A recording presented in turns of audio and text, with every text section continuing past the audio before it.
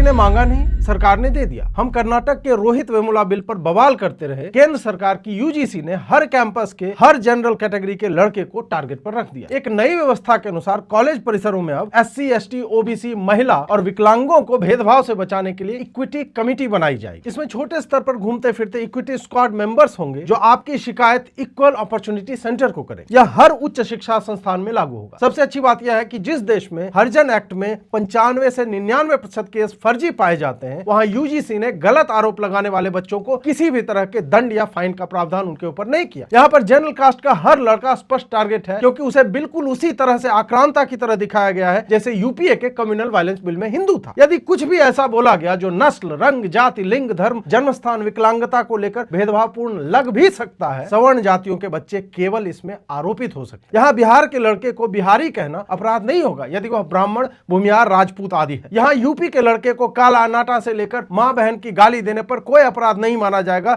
जबकि वह उसके प्रतिकार में वही बातें सामने वाले दलित को बोले तो वह अपराधी हो जाए। मोदी जी को चाहिए कि एक प्रधानमंत्री जहर योजना चलाएं और सारे सवर्णों को एडमिशन के समय एक एक गोली उनके दांतों में लगवा दें, जिसे वह उचित समय जानकर आत्महत्या कर सके, क्योंकि उसका जीवन तो आपने आरक्षण और हरिजन एक्ट में 72 प्रोविजन डालकर हराम कर ही रखा। कभी कोई IAS तो कभी कोई सांसद सवर्ण की बेटी मांग रहा है, जैसे कि खाना चल रहा है यहाँ पर। सब चंगासी जब तक भाजपा चुनाव जीत रही है। लग तो ऐसा रहा है कि विकसित भारत केवल एक बकचोदी भरा जुमला रह गया है, जिसमें अंबेडकर के नाम के पंचतीर्थ होंगे और प्रतिभा की भ्रूण हत्या होती रहेगी। जो बचेंगे उसे कांग्रेस का कानून मारेगा, और फिर भी जो बच जाएंगे उसके लिए कैंपस में आपने इतनी अच्छी व्यवस्था कर ही दी है। नमो नमो।